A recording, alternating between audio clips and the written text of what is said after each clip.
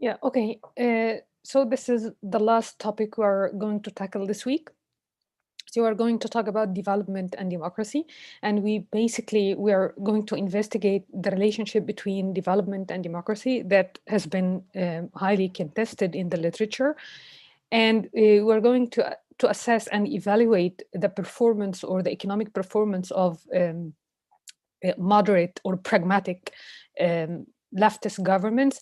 And we're going to focus basically on Brazil, as I mentioned like a few weeks ago when we talked about Lula da Silva and how he adopted like different how he campaigned on a different political and policy programs that actually differed from populist leftist in Bolivia and Venezuela and Ecuador.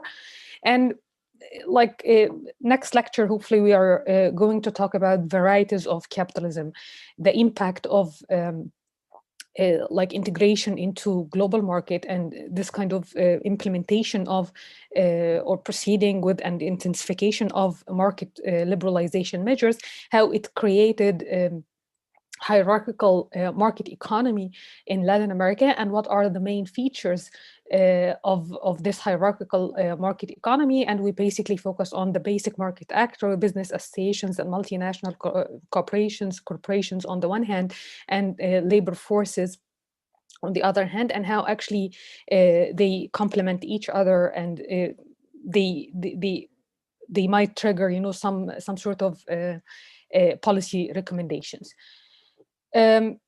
So we will start out with the relationship between development and democracy, and then we're going to assess. Hopefully, we finish today like these 2 points: the relationship between both of them, and the assessment of some leftist, basically the Labour Party's government in Brazil. So, generally speaking, what's puzzling in the literature, and what's like and what made this correlation or the relationship between democracy and development highly contested is there is no linear relationship between the level of democracy and the level of development and democracy. As I mentioned when we talked about the third wave of democratization in Latin America, what was striking that the survival and the establishment of democratic regimes in unfavorable economic circumstances, and actually the persistence of the, democratic governance amid this low level of economic development. And what was puzzling as well, on the other hand, is historically a high level of development led to democratic breakdown. So obviously, at certain level of development, democratic regimes seemed to be incompatible with the level or specific development policies. So generally speaking, what kind of mechanisms that related or correlated both like the modernization and wealth and democracy as a regime type. So basically, the general theory is the modernization theory that like made established, you know, this causal relationship between the level of development and regime type or democracy. So they have like different proponents have different mechanisms in order to answer how modernization led to democracy or the establishment of democratic governance. Like with the modernization, with the shift from the agricultural economy to industrial economy, that this led to a shift in the social structure and created different or powerful social classes that they had stake in in establishing democratic regimes, and that's why the forcefully pushed for the establishment of these type of regimes. Like Ruschemeyer, Heber, and Steven talked about the size of the working class and the establishment of like cross-class alliances, that this kind of industrialization increased, you know, the organizational capacity of the workers and pushed them to ask for like inclusion, to ask for their inclusion into the political process. More talked about, you know, the bourgeois and the how actually they developed, you know, this impulse toward democratic regime in order to establish representative parliamentary democracies in order to protect their property rights and to preserve, their economic interest. Another factor is not only the size of the social forces, but actually the resources that the resources that are available to them, like organizational capacity. So they managed to organize their own independent unions in order to offer them organizational avenue to push for their, to articulate and to push for their demands, like trade unions and workers. Or perhaps like media outlets and access to information and some financial resources in order to establish their own or create their own political parties and to get their message across and to campaign on different political programs. Or it's kind of like with high level of affluent and educated in this context, of affluence and high level of education, this would like automatically or inevitably lead to the context. This context leads to the installation or the dissemination of this political culture and liberal values and tolerance among citizens. So that's why they develop, this political culture and moderate, orientation towards political regime and towards others in society, the different people, the others that are different from the in-group and out-group relations. So they have their tolerance towards people who are different from them. So another trend would talk about high growth rate and good economic performance, automatically or highly correlated with sustainability and establishment of democratic or the endurance and persistence of democratic regime. So basically, there are many or several measures, but the most prominent for especially with Mainwaring, the one of the assigned readings, they actually they talk about three main indicators to operationalize this level of development. So the widely used measure is per capita income and the education. The ratio of the population that they are enrolled in schools, and the share of labor force in agriculture. So the third one would be a proxy for the size, the numerical size of social forces. So the smaller the share of labor force in agriculture, it means or the greater, the share of the working class or the industrial in industrial sectors. So this would undermine as a proxy for eroding the power bases of landed elites or aristocracies that historically prevented and precluded the installation of democratic regime. So regardless of this, of these different mechanisms between level of development or modernization and democracy, generally speaking, this correlation is highly contested, let alone in middle income countries and including Latin American countries, the region that we are interested in here. So across the globe, there is no uniform, no linear relationship between the level of democracy and the level of development and democracy. Some political regimes manage to sustain and to endure their democratic regimes and mode of governance, irrespective of the level of development. And perhaps at certain level of per capita wealth or per capita income, any additional increase may have no effect on stabilization of democracy.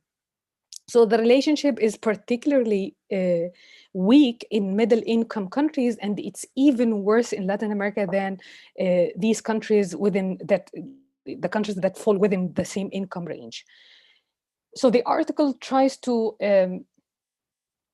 examine, what's specific and unique and exceptional about Latin American region, with this survival of democratic regimes, the relationship between the survival and the persistence of democracy within the context of law development level. And as well, it's not only like the per capita income or this kind of as a measure of level of development. It's not only a poor predictor, but the function shape as well is different. It takes like the N shape. So you see here on the left-hand side, so perhaps like the increase, any increase in the per capita income would increase, the likelihood or the probability of democracy. But at certain level of development or at certain level of per capita income, so the relationship turns out to be negative, and then again it's it starts to returns to be positive, at certain level of per capita income until it gets like stabilized here, like the curve on your right hand side.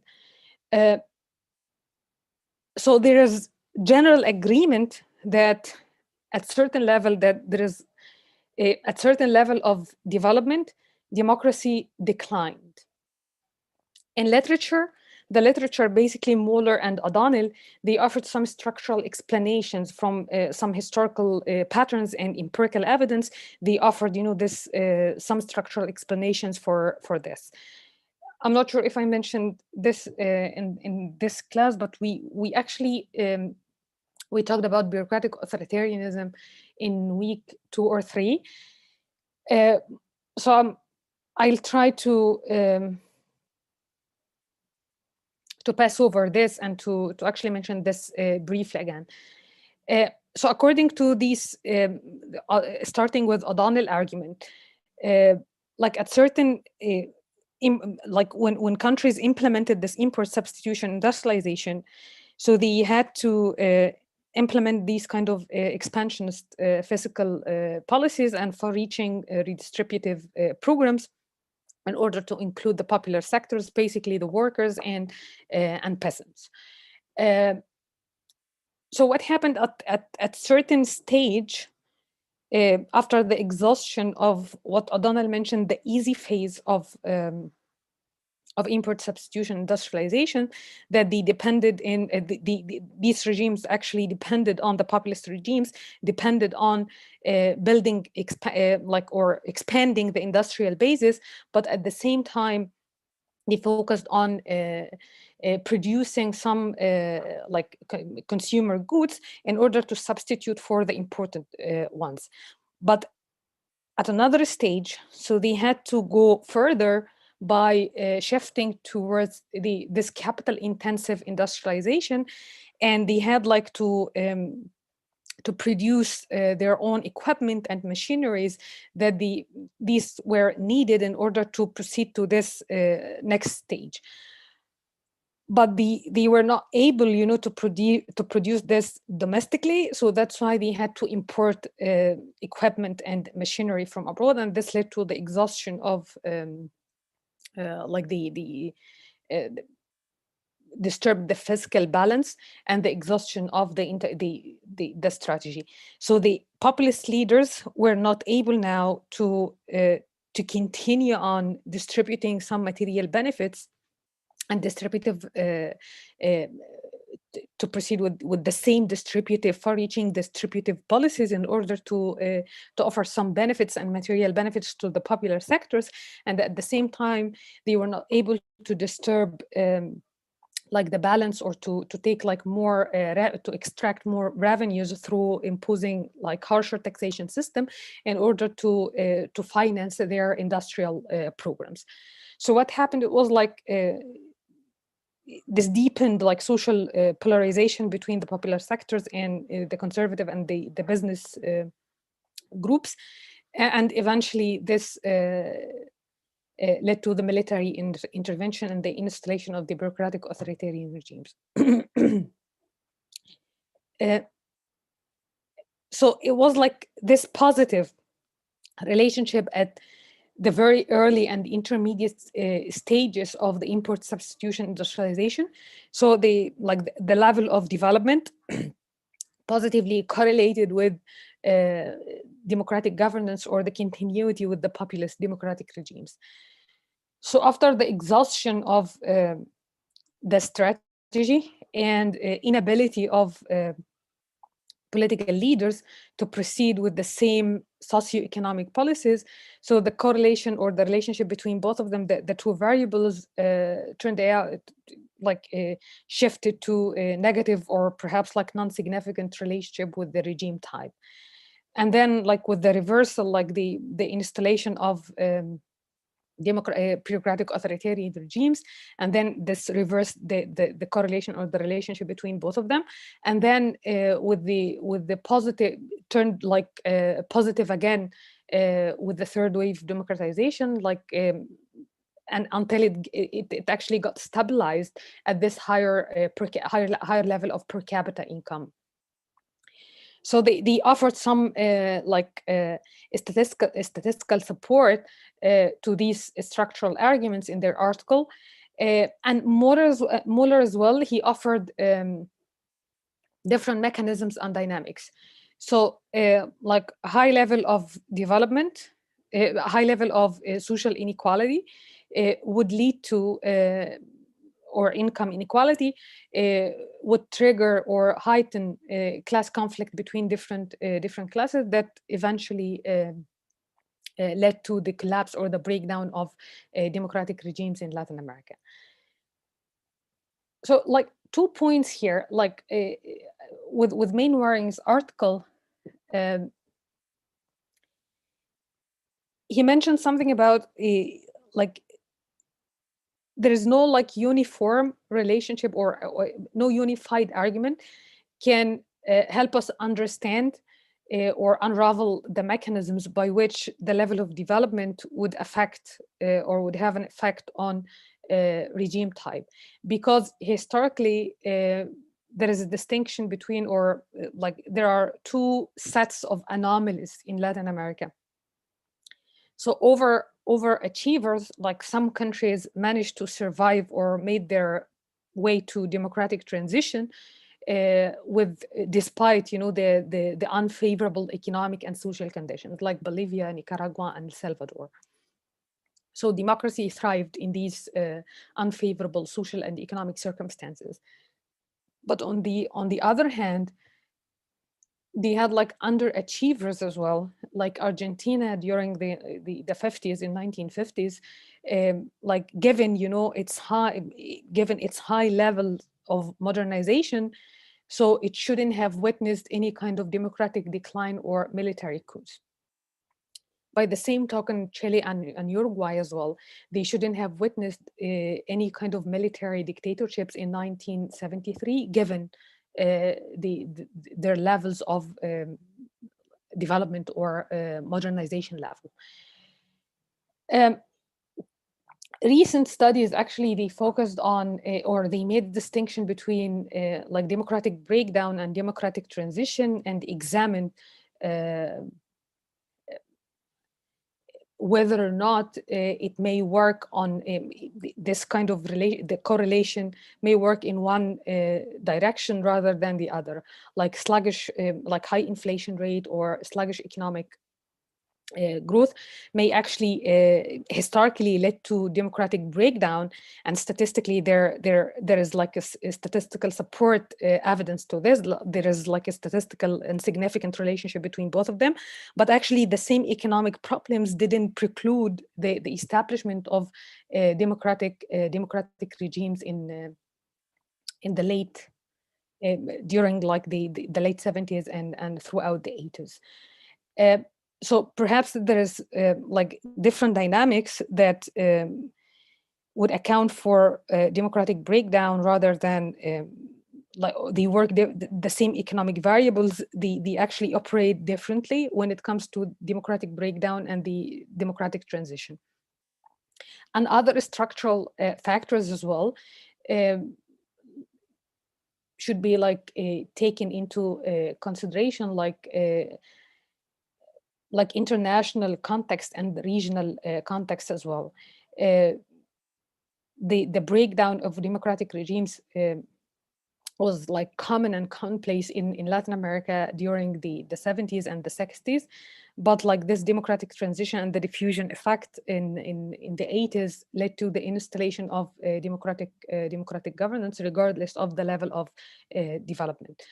Uh, so perhaps these economic variables, they work in conjuncture with other structural factors or other variables in order to produce, in order to have like, to exert some effect on the regime outcome or the regime type as an outcome variable. And actually the excluded, like the bureaucratic authoritarian regimes or these states that witnessed, this democratic breakdown, and still the same variables, the per capita income and education level, or like the size of like educated population and the class structure here, they were like these kind of as like indicators or measures of level of development. They have like a modest effect on the outcome variable, the persistence of democracy, measured by like different indexes like Freedom House and Polity Project, and they have like their own trichotomous divisions between democracies, semi-democracies, and authoritarian regimes.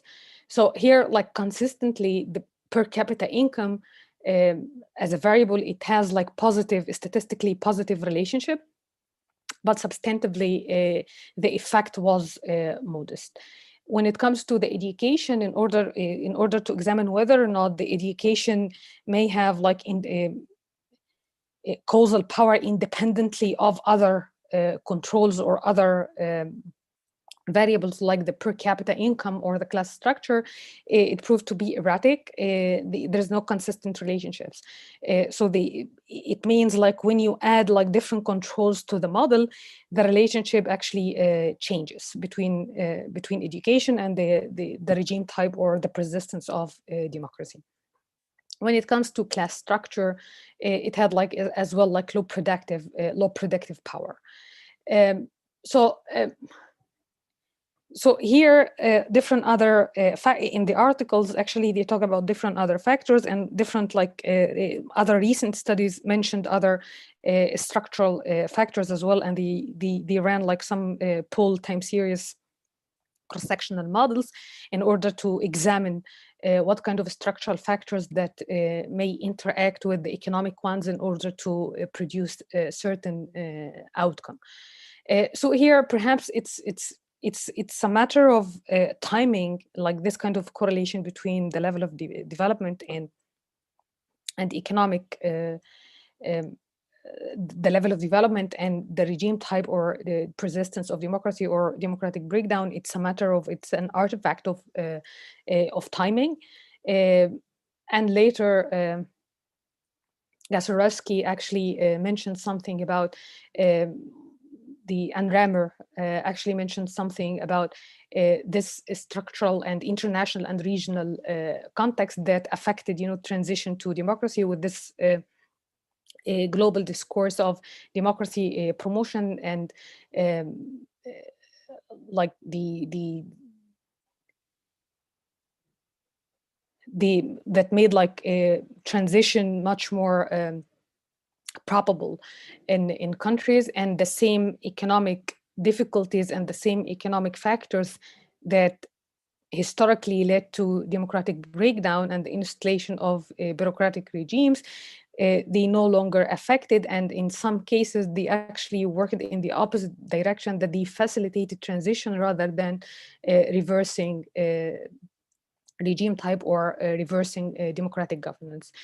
And it's a matter of the existence of some political actors that would politicize the existing social and income inequalities, not income and social inequalities per se, that led to democratic breakdown or affect they would affect the regime type, but the existence of leftist and populist leftist forces that would mobilize masses and appeal to wide masses, and they may campaign, on anti-establishment and anti-elitist platform, the existence of these political actors may affect the regime type or the outcome under investigation.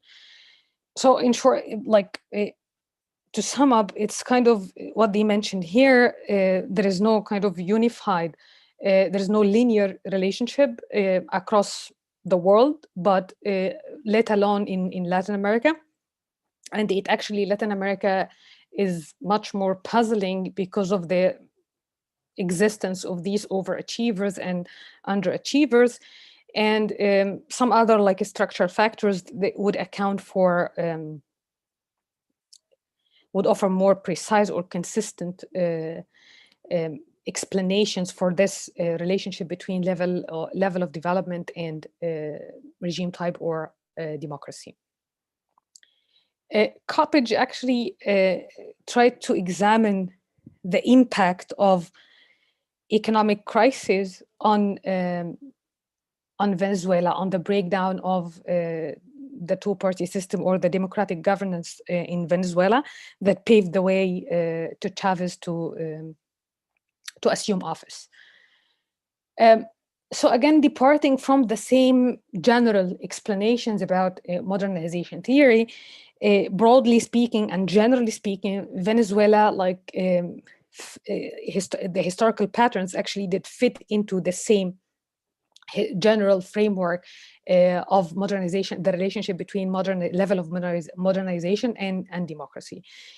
So generally speaking, it's Venezuela has oil-based economy, and with this resource abundance, it actually paved the way for political elites after having the pact in 1958 in order to establish democratic governance. So they have some economic resources now in order to run the country and to establish, some to centralize political authority and to establish supposedly efficient bureaucratic and administrative apparatuses. So they built extensive, or they built industrial projects and industrial bases, and this actually facilitated or enabled high level of economic growth throughout the 60s and to some extent in the 70s.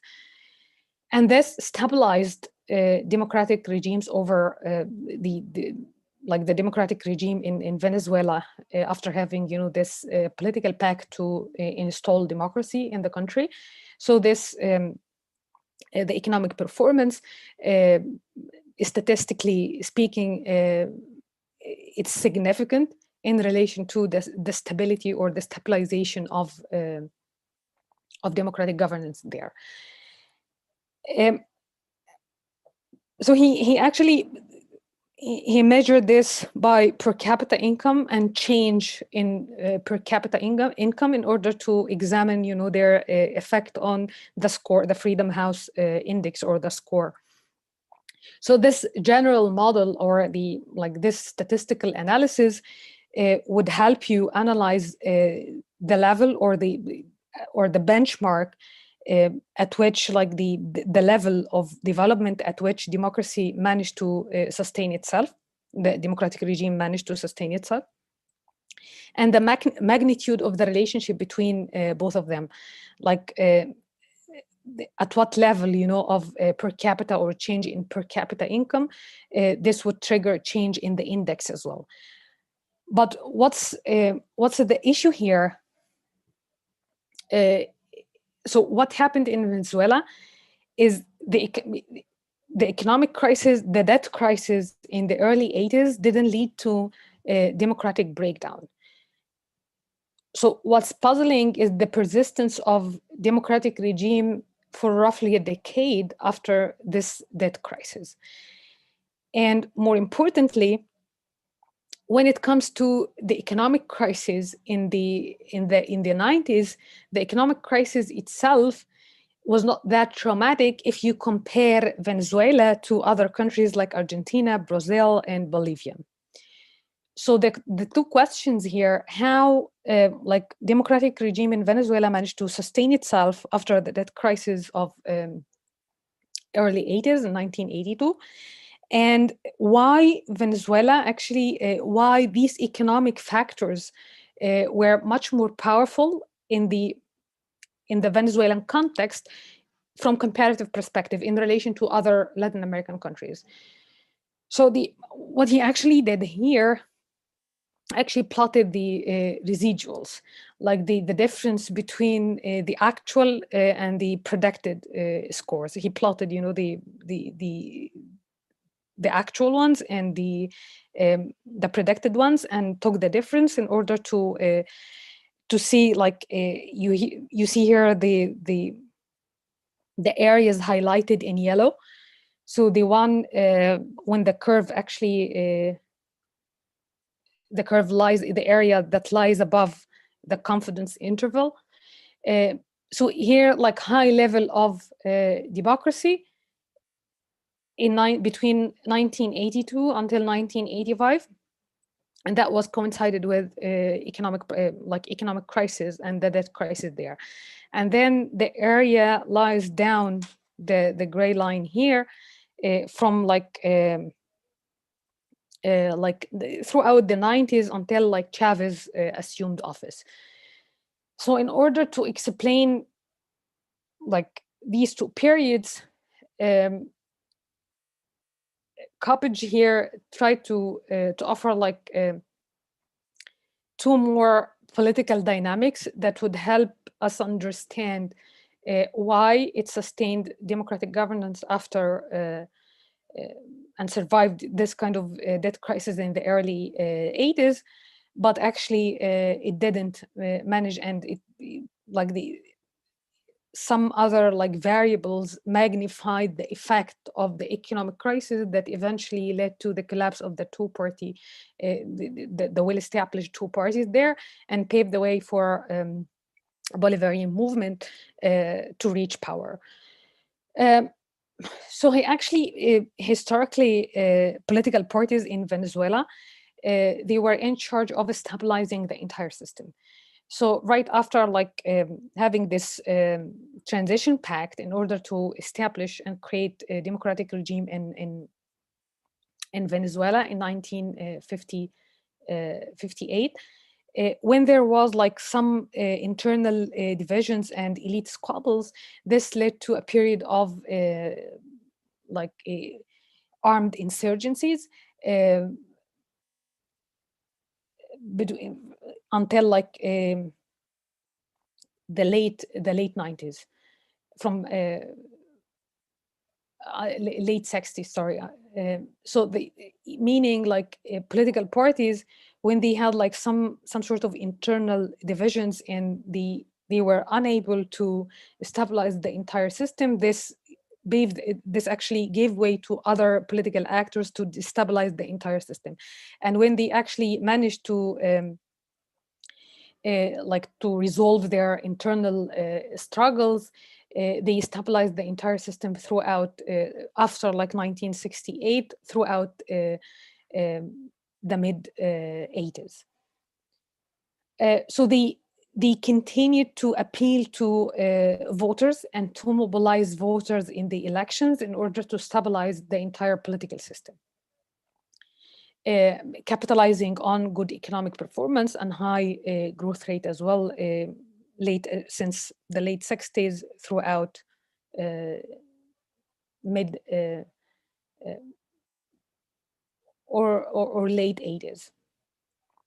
So another variable here is the public perception of corruption. I mentioned this before when we talked about like pre-delusion and the democratic transition and the third wave of democratization. So it's not only economic performance, but how people tolerated corrupt elites, how people perceived, you know, the entire political establishment that would push them to tolerate their political actions and to give support to their policy programs and public policies, or to actually to detach from the existing political parties and to offer their support to other political actors or other political parties that offered, alternative avenues for political representation. So here, like the two variables here, the political parties' capacity and ability to mobilize voters, and the public perception of corruption. And both, like the same argument here is, structurally speaking, it's an oil economy that is responsible for both like economic decline and extreme moral outrage or extreme public reaction that actually magnified the effect of the economic crisis or the effect of the economic variables in comparison to other countries across the region. So here it was like, so you see here the diagram. So between like oil economy and patriarchy, how like people perceived, the existing political parties, and to what extent they continue to offer their support for the existing political elites, and then like this perception of corruption and inefficiencies that they together actually led to the decline of the support for the Action Democratic and COPE. So the departure point here is there was like wide perception or wide belief that this is like a rich country. It's like they have like oil rents. These rents, can be used in order to sustain, the livelihood and to improve the living conditions of the citizen. And these like wide beliefs were reinforced by like sustaining high economic growth by the existing or the former political establishment dominated by the two parties from the 1950s and 1960s throughout. It started to decline a little bit in the 80s, but managed to sustain. The regime actually sustained itself before Chavez, took over power in the late 90s. With the good performance, as Lupo mentioned, something about political parties might dilute their brands, but people still tolerate this because of their good economic performance. Here, like a good economic performance and the availability of oil rents and with this kind of with the oil bonanza that enabled the political elites to have access to huge oil rents in order to be used to stabilize the system and to distribute, some public goods and material benefits through clientelism or public investment in human capital or public investment projects. So this actually led to or pushed people to overlook like state inefficiencies in Venezuela.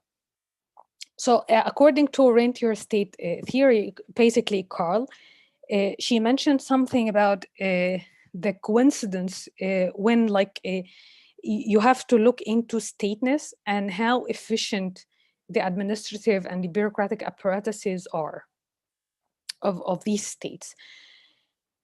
So when processes of state building preceded oil discovery, this enabled some states to establish efficient bureaucratic apparatuses and to centralize the political administration and to have this legal, rational bureaucratic apparatuses.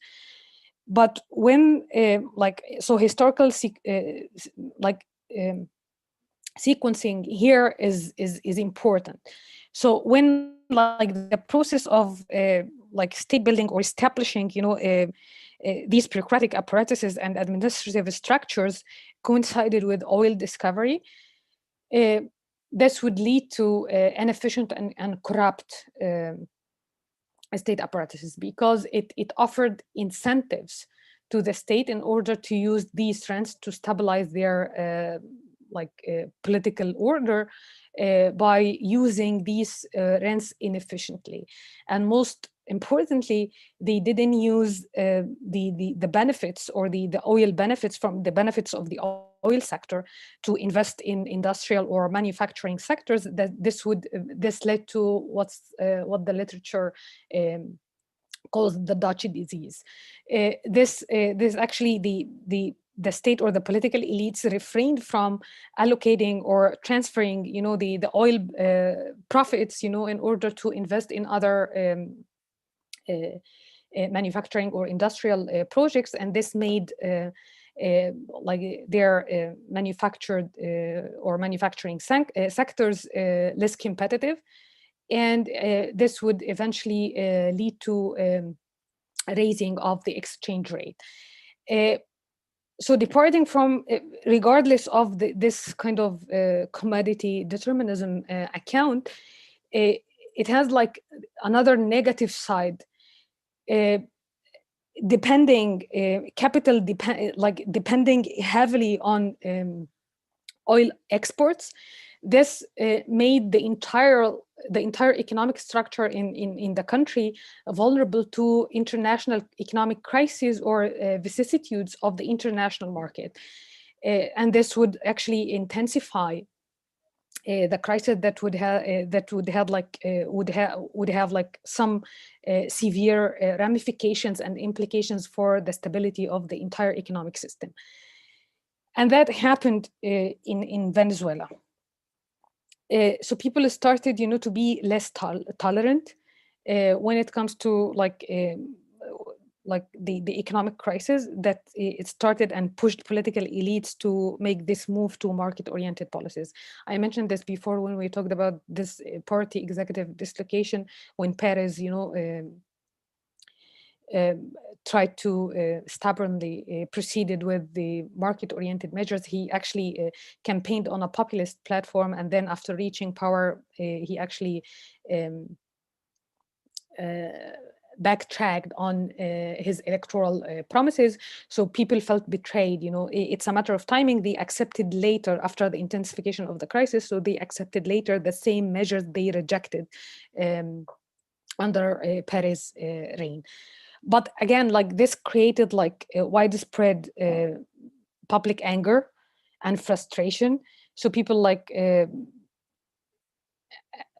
had this kind of extreme moral outrage and anger at the existing political elites. So they started in late 90s, and then continued on throughout in late 80s, and continued on through the 90s. So according to public opinion surveys as well, when it comes to public perception of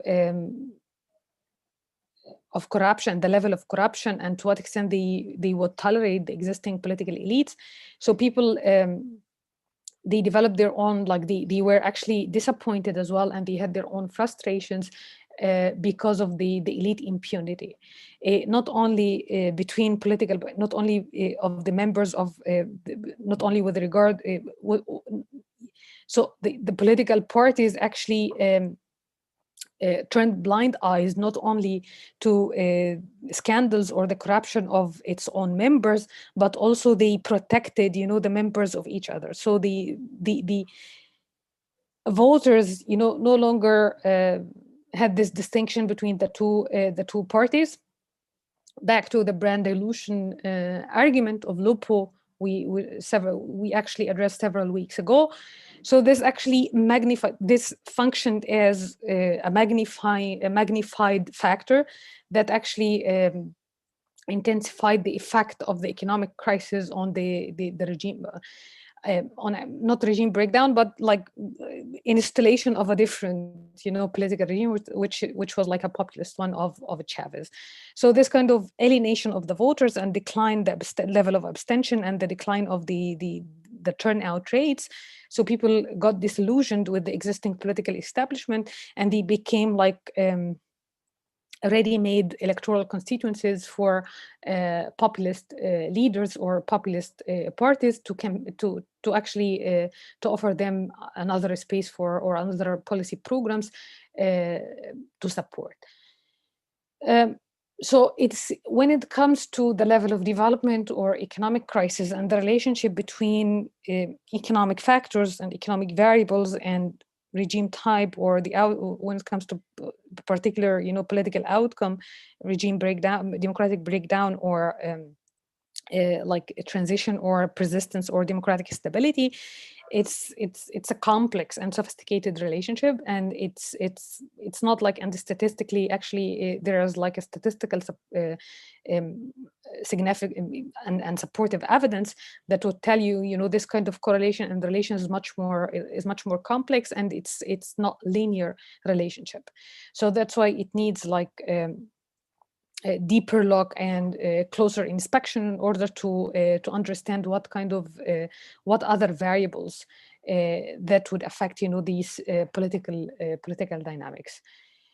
So here he talked about this political parties and corruption within the context, the structural economic or the structure of the oil economy that actually affected both the decline, the bad economic performance, and triggered extreme popular rejection and popular reaction from the masses.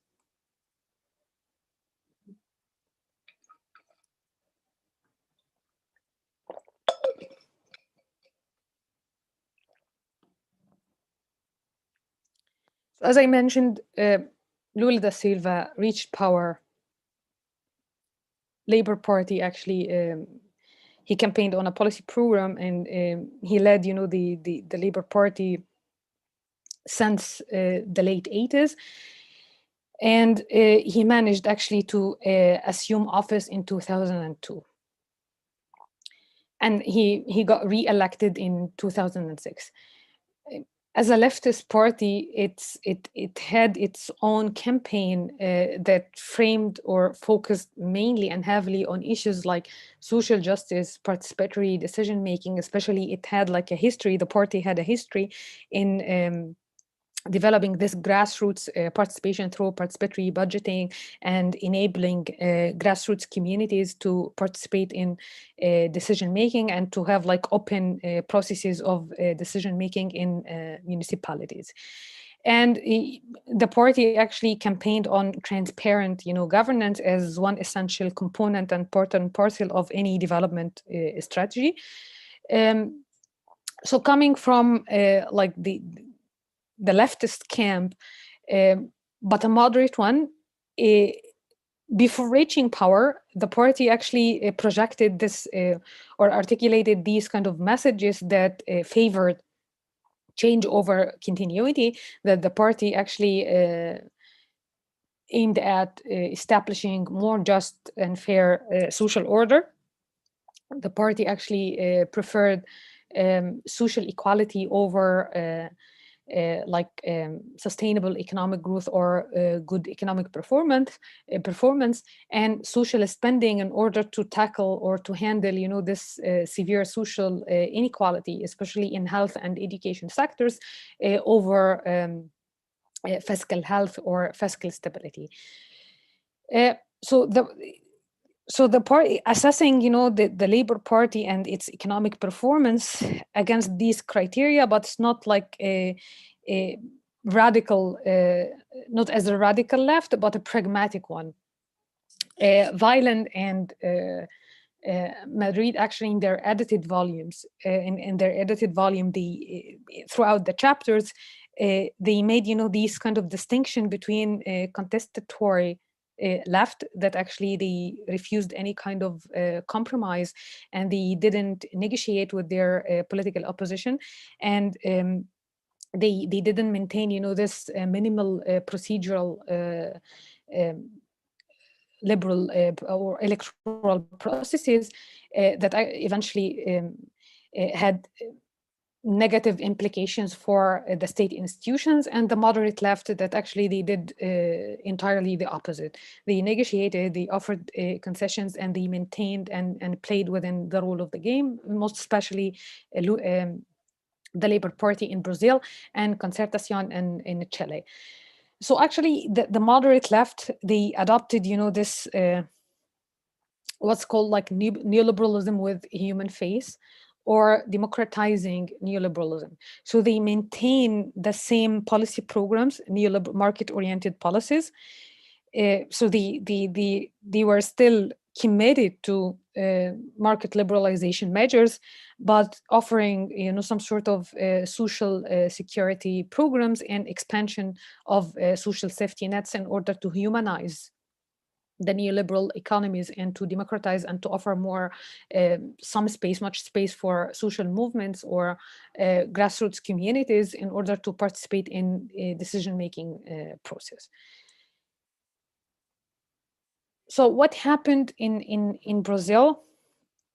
When we talked before about Cuellar impeachment, when he promised like neoliberalism in his electoral campaign, and he actually campaigned on a populist platform, but actually he proceeded unilaterally with presidential decrees that actually disturbed, the balance of power between him, and he didn't have any kind of legislative majority. This led to intra-elite conflicts that eventually led the Congress to proceed with the impeachment proceedings against the backdrop of popular support for his impeachment.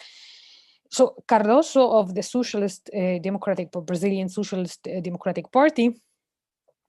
So between like the before Cardoso, so it was like a severe economic conditions. When it comes to the macro level, the macroeconomic indicators like the GDP growth was negative. Was like minus 0.14%, and hyperinflation went out of control. Like it was like 1,300% annually. So it was like one of the crucial and the important economic condition and economic problem political leadership had to deal with in order to restore the physical balance and to maintain it by targeting, the inflation rate. So when Cardoso reached power, he had like this real stabilization plan. In 1994, he actually the plan actually was abandoned in 1999, but it did a good job when it comes to decreasing the inflation rate and restoring fiscal stability and fiscal balance. So the national currency was not like internationally convertible. So that's why he had to allow for huge international reverse in the central bank in order to proceed with any economic program. So this actually pushed him, and he was unable, given like the history of like the Brazilian system. There was like some sort of political equilibrium or political formula that political leadership actually disturbed before, that led to deep social polarization and the installation of bureaucratic authoritarian regimes. So like comprehensive and deep structural reforms was not an option, because like there existed like powerful business people and powerful upper classes that would actually preclude the implementation of these comprehensive and deep programs that would destabilize, the entire system, as it happened before in 1964. So this actually obliged him to proceed with some measures in order to improve, the state of the economy and to maintain like the fiscal health. By he proceeded like rapidly with privatization, and slowly when it comes to the free trade and enabling liberalization of capital movement in order to attract, capital inflows. And he followed, different strategy of capital accumulation by focusing on the agribusiness sectors in order to increase the productivity and the volume of the exports of this sector, and by transferring money and public investment in infrastructure in infrastructure sector, in order to, like, transportation and energy sectors, that would actually improve, the state of the economy,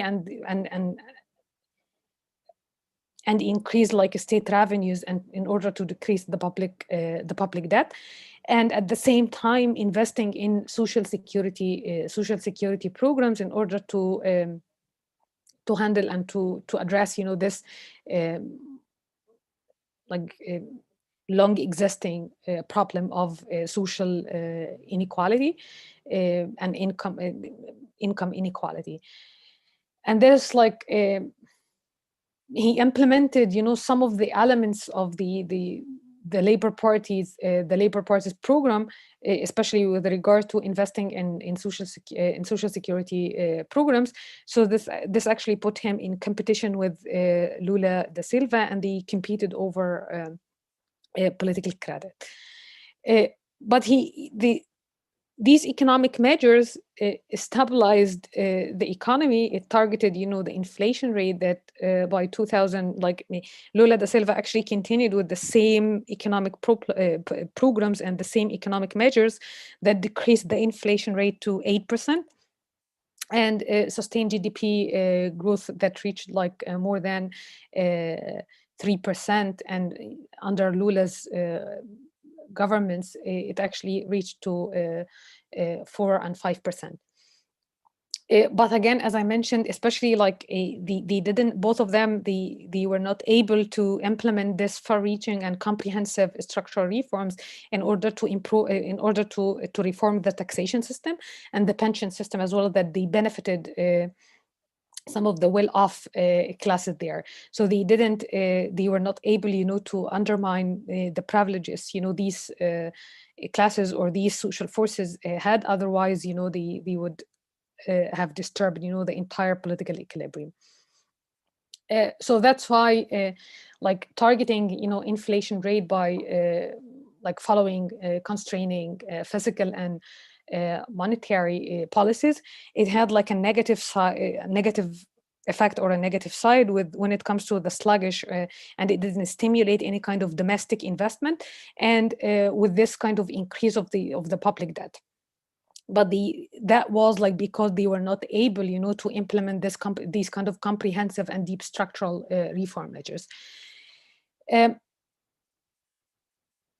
So starting before the presidential elections of 2002, the people started, to get worried about a return of a hyperinflation crisis, or the high unemployment rate, the Cardoso's, policies, neoliberal policies, were not able to sufficiently address, these problems.